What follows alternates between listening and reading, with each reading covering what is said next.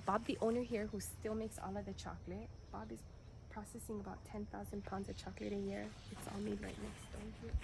Take you guys a little up here. Take a look at this tree. These pods will grow right out of the trunk and branches of the tree all year long. So every other week they go through to harvest. But look at how funny this tree here and loaded. Oh, so wow. these green pods will turn either yellow or orange or a swirl of both when they're ready. But some pods will start off red and just turn into a deeper burgundy when they're ready. It doesn't change the flavors at all. It's all still the same forest arrow variety. It's amazing. Yeah. So we put them, when we cut these pods open, they go into these wet boxes for a few days, about a week, so that the citrusy fruit coating surrounding it gets sweated right off. And that's it. That's the puma. So these are getting ready. These are fermenting.